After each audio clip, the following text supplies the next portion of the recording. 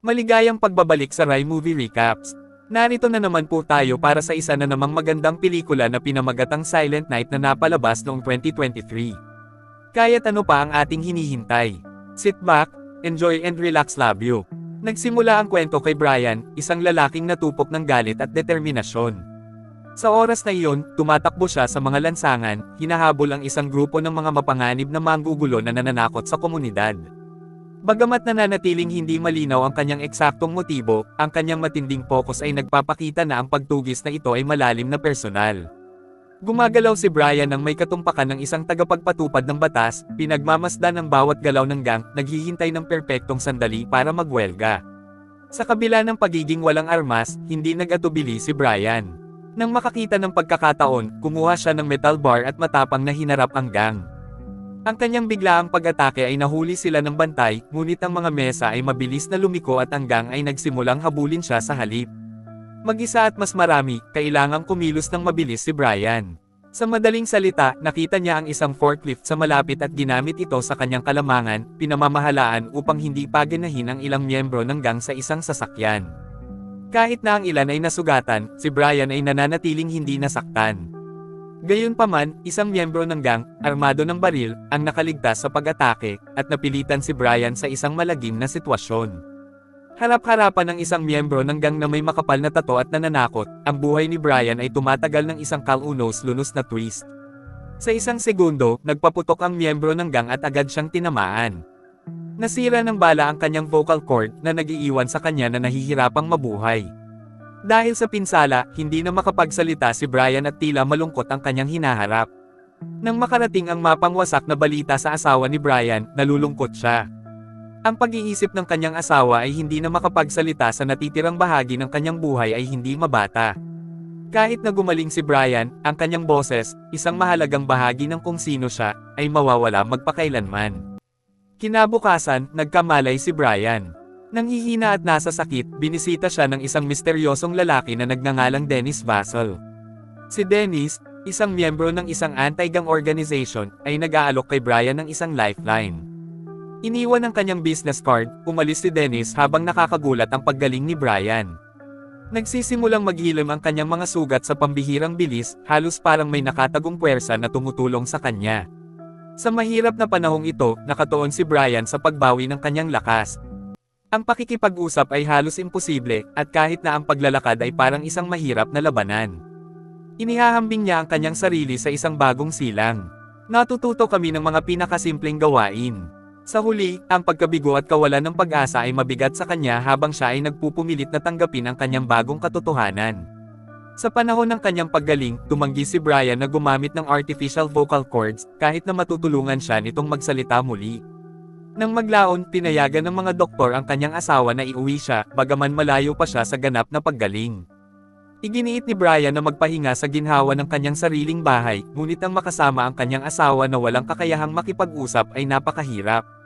Hindi niya akalain na bigla na lang mawawala ang kaligayahan niya. Bago ang trahedya, si Brian ay may isang anak na lalaki na sumasamba sa kanya at laging gustong gumugol ng oras sa paglalaro ng magkasama.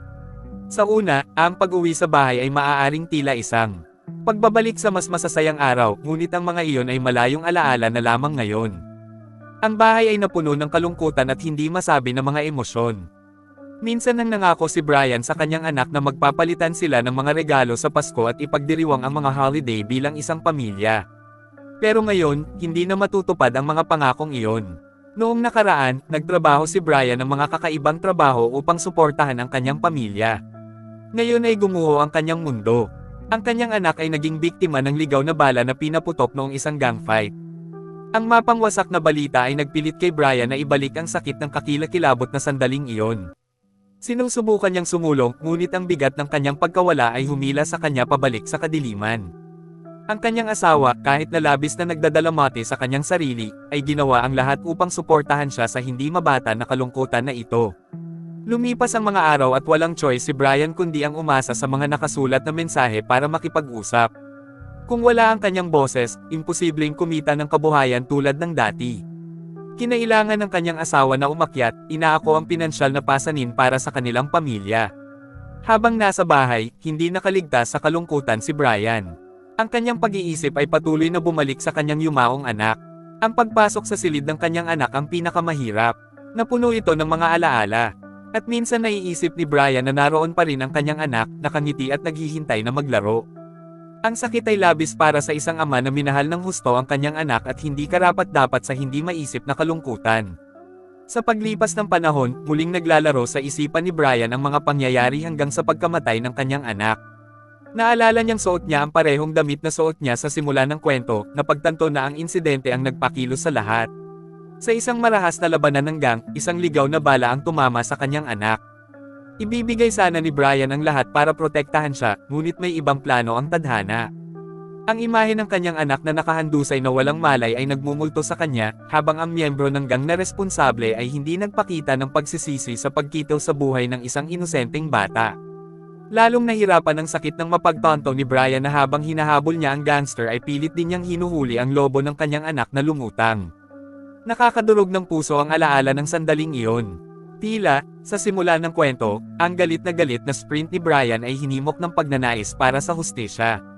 Pero nauwi sa pagkawala ng boses niya dahil sa mismong gangster.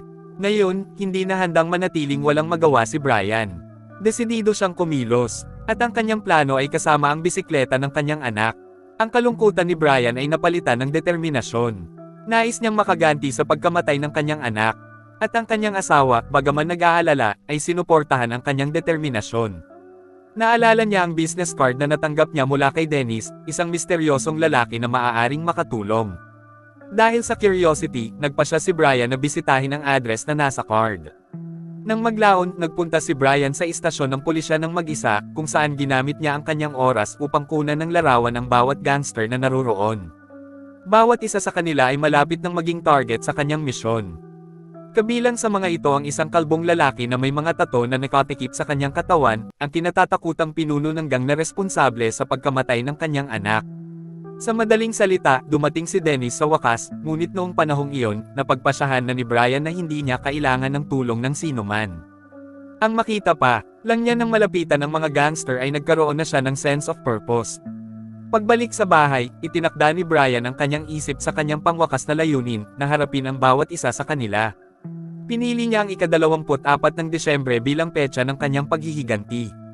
Ang araw na iyon ay Mayo lamang na nagbibigay sa kanya ng 7 buwan upang maghanda. Sinimula ni Brian ang kanyang pagsasanay sa pamamagitan ng paggamit ng mga handlebar ng bisikleta ng kanyang anak bilang pansamantalang pull-up bar. Bumili siya ng mga kagamitan sa pag-eehersisyo at ipinangako ang kanyang sarili na maging mas malakas. Kahit na ang kanyang kita bilang isang casual na manggagawa ay katamtaman, namuhunan siya ng lahat ng pagsisikap sa pagbabagong ito. Ang kanyang asawa, na nakikita ang kanyang determinasyon, ay tahimik na sumuporta sa kanya. Para kay Brian, hindi lang ito tungkol sa paghihiganti. Ito ay tungkol sa pagpapatunay sa kanyang sarili bilang ang malakas, proteksyon na ulo ng pamilya. Noong una, nakakapagod ang pag-eehersisyo para kay Brian. Mahina ang kanyang katawan, at hindi siya sanay sa ganoong matinding pisikal na pagsisikap. Ngunit tumanggi siyang sumuko. Isang araw, habang naglalakad sa bayan, nakatagpo siya ng isang used car shop at bumili ng lumang sasakyan na balak niyang gamitin sa kanyang misyon. Sa sandaling iyon, ipinakita ng mga luha ng kanyang asawa kung gaano kalalim ang epekto ng kanyang determinasyon sa kanya. Ang pagtutok ni Brian sa paghihiganti ang naging tanging motibasyon niya, kahit na nagsisimula siya ng walang karanasan sa labanan at mahinang katawan. Determinado na maging handa, si Brian ay nagsikap sa pag-aaral. Nagsimula siyang mangolekta at magbago ng mga armas, tinitiyak na handa siya sa bawat posibleng sitwasyon. Kasabay nito, nanatili siyang updated sa mga galaw ng gang sa pamamagitan ng pakikinig sa radyo, pagsubaybay sa kanilang mga krimen at kinaroroonan. Nang may handa na ni Brian ang lahat ng kanyang mga sandata, nahaharap siya sa isang nakakasakit na desisyon. Upang mapanatiling ligtas ang kanyang asawa, kailangan niyang humiwalay dito pansamantala. Kailangan niya ng oras at espasyo para maisakatuparan ang kanyang misyon nang hindi siya inilalagay sa kapahamakan. Habang papalapit ang araw ng aksyon, inilipat ni Brian ang kanyang atensyon sa pinagtatagwan ng gangster. Mula sa isang gusali sa kabilang kalye, pinagmasdan niyang mabuti ang kanilang mga galaw. Gumawa siya ng mga detalyadong tala tungkol sa lokasyon at posisyon ng bawat miyembro ng gang, lalo na ang kalbong lalaki, ang kanilang walang awa na pinuno. Ang pag-alam sa kanilang layout ay nagpalakas sa kanyang determinasyon, at si Brian ay nagtulak sa kanyang sarili ng mas mahirap sa panahon ng kanyang pagsasanay, na inilipat ang sakit ng kanyang pagkawala sa determinasyon. Ang bono ni Brian sa kanyang anak ay nagpasigla sa kanyang mga pagsisikap. Gamit ang mga manibela mula sa bisikleta ng kanyang anak habang nag-eehersisyo, nakaramdam siya ng malalim na koneksyon sa alaala ng kanyang anak. Para sa kanya, kailangang ibigay ang hustisya, at sa isip niya, buhay lang ang masusuklian. Bilang karagdagan, ang kanyang mga kasanayan sa pagbaril ay bumuti ng husto habang hinahasa niya ang kanyang katumpakan at pagtutok. Isang araw, habang namimili, hindi inaasahang namataan ni Brian ang kalbong lalaki sa malapit. Isinalang-alang niyang hampasin ang gangster, ngunit huminto siya nang mapansin niya kung gaano kabait ang pakikitungo ng lalaki sa mga bata. Ang tanawin ay nag-iwan kay Brian na nagkakasalungatan at hindi makapagsalita. Gayunpaman, sinira ng mga kasama ng lalaki ang sandali sa pamamagitan ng panunuya kay Brian at hindi paggalang sa kanya. Ang masaklap pa, binuhusan siya ng natunaw na ice cream ng nobya ng kalbo na lalong nagpahiya sa kanya. Mula sa pagtatagpo na ito, napagtanto ni Brian na hindi niya maaaring hayaang diktahan ng emosyon ang kanyang mga aksyon. Nagpasya siyang manatiling nakatutok at kumilos ng may layunin. Nang gabing iyon, pinasok niya ang isa sa mga bahay ng miyembro ng gang. Mabilis at kalkulado, kinuha niya ang kontrol sa sitwasyon, dinaig ang lalaki ng walang pag-aalinlangan. Di nagtagal, dinala ni Brian ang nahuli na miyembro ng gang pabalik sa kanyang sariling bahay, kung saan siya ay pinigilan. Sa awa ng lalaki, sinimulan siyang tanungin ni Brian tungkol sa kanyang mga nakaraang krimen. Kung mas matindi ang mga krimen, mas mabigat ang parusa. Gayunpaman, minamaliit ng gangster si Brian, tinutuya siya at tinatrato siya na parang wala siyang tunay na banta. Ang pagmamataas na ito ay napatunayang isang nakamamatay na pagkakamali. Dahil sa matinding galit at katumpakan ni Brian, nawala ng kapangyarihan at paghihirap ang gangster. Ang karanasan ay gumising sa isang bagay kay Brian. Ang pagtanggal sa kanyang unang target ay nagbigay sa kanya ng pakiramdam ng tagumpay at panibagong pagtuon. Napagtanto niyang simula pa lang ito. At nagsimula siyang maghanda para sa higit pa. Ang pagkuha ng karagdagang kagamitan at armas ay nangangahulugan ng mas malaking panganib, ngunit handa si Brian na harapin ang mga ito. Bago ipagpatuloy ang kanyang misyon, binisita ni Brian ang kanyang asawa. Siya ay nagdadalamati ng malalim, nag-sketch ng larawan ng kanilang anak. Tahimik, naghanap si Brian ng sandali ng koneksyon sa kanyang anak. Bumisita siya sa libingan ng kanyang anak at nag-iwan ng isang maliit, makabuluhang regalo, tanda ng kanyang pangako na ayusin ang mga bagay-bagay. Nang gabing iyon, nakatanggap si Dennis ng hindi inaasahang pagbisita ng mga gangster sa kanyang pintuan. Tila nagpadala ng malinaw na mensahe si Brian na magsisimula na ang laban ni Raul. Nang maalis ang kanyang unang target, nakipag-ugnayan si Brian kay Dennis. Humingi siya ng tulong kay Dennis para pagtakpan ang mga detalye ng kanyang planong paghihiganti. Binigyan din ni Brian si Dennis ng ebidensya ng mga krimen ng gang, kabilang ang detalyadong impormasyon tungkol sa kanilang hideout at punong tanggapan.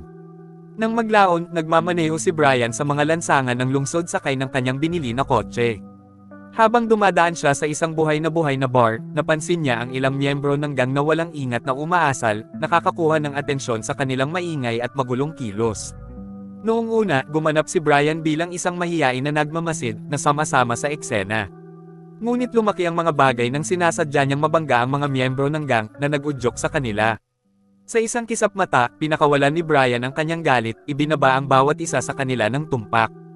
Ang natitirang mga gangster, takot na takot, ay pinanood siya ng mabilis na palayo, nag-iiwan ng mga kapansin-pansing marka ng gulong sa kalsada, isang nakakagigil na paalala kung ano ang mangyayari kapag kumilos ka ng walang ingat ng walang plano. Nang matagumpay na naisakatuparan ang kanyang plano, nagpadala si Brian ng malinaw at nakakatakot na mensahe sa gang. Inihagis niya ang 2 pinutol na daliri ng mga miyembro ng gang na napatay niya sa kanilang punong tanggapan ng gabing iyon. Dahil dito, bumalot ang takot sa grupo dahil ang bawat miyembro na nang ahas na lumabas noong gabing iyon ay nakatagpo ng parehong malupit na kapalaran. Tila, hindi tumigil doon si Brian. Direktang nagpadala siya ng hindi maikakailang ebidensya ng mga pagpatay sa pinuno ng gang, ang kalbong lalaki.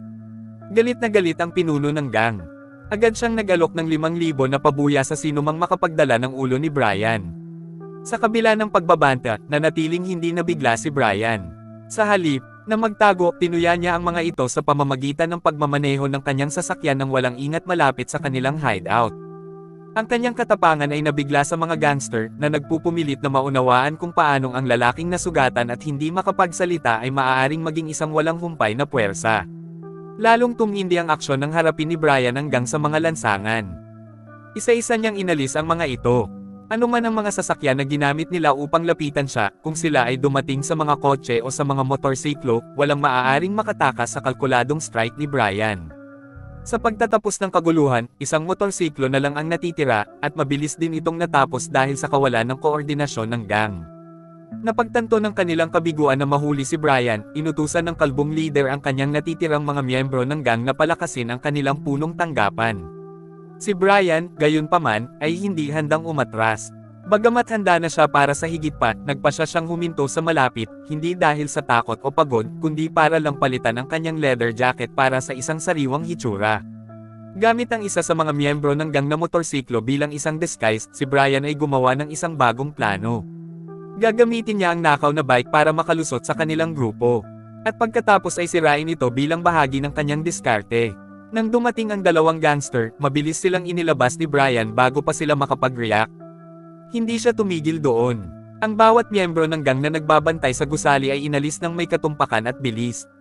Ang kanyang mga welga ay napakabilis at kalkulado na hindi man lang sila nagkaroon ng pagkakataong ipagtanggol ang kanilang sarili. Ang sitwasyon ay kapansin-pansin sa saksi. Ang isang ama na hinihimok ng dalamhati ay naging isang mabangis na mandirigma pagkatapos lamang ng 7 buwang pagsasanay. Habang sumusulong si Brian patungo sa kanyang misyon, pumasok din si Dennis sa gusali, na palihim na kumilos para suportahan siya. Ang pagdating ni Dennis, bagaman hindi inaasahan, ay napatunayang nakakatulong.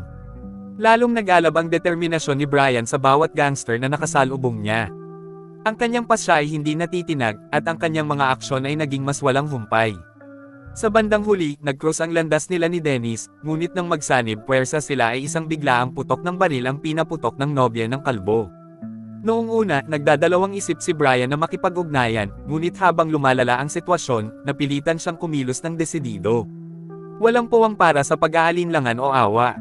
Sa huli, ang babae ay nakilala ang kanyang wakas, dahil ang kanyang kapalaran ay natatakan ng kanyang sariling mga pagpipilian. Sa isa pang buhay na nawala. Sumunod si Brian, na bahira na ngayon ng dugo ng mga gangster ang kanyang dinaanan.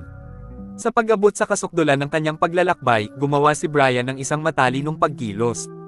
Nagkunwari siyang sumuko sa kalbong lalaki, na inaakit siya sa isang maling kahulugan ng tagumpay. Lahat iyon ay bahagi ng kanyang bitag. Sa panahong ito, ginagampanan ni Dennis ang kanyang papel bilang isang kalkulado at walang awa na kaalyado. Naisakatuparan ang plano ng walang kamali-mali. Matapos ang ilang buwan ng paghahanda at sakit, sa wakas ay hinarap ni Brian ang kalbong lalaki. Ang pinuno na nagdulot ng labis na pagkawasak sa kanyang buhay. Sa imahe ng kanyang anak na nakadikit ng malalim sa kanyang isipan, naihatid ni Brian ang huling suntok. Natapos ang mahaba at nakakapagod na labanan ng patay na ang kalbong lalaki. And for the first time in what felt like forever, napangiti si Brian. Nakumpleto na ang kanyang misyon, at naibigay na ang hustisya. Habang nakatayo si Brian sa gitna ng resulta, tumingin si Dennis ng may kasiyahan, ipinagmamalaki ang tagumpay ni Brian. Ang paglalakbay ay naging malupit at walang humpay. Ngunit natapos ito sa tagumpay. At dito na nga nagtatapos ang pelikula natin para sa araw na ito. Maraming salamat sa panunood.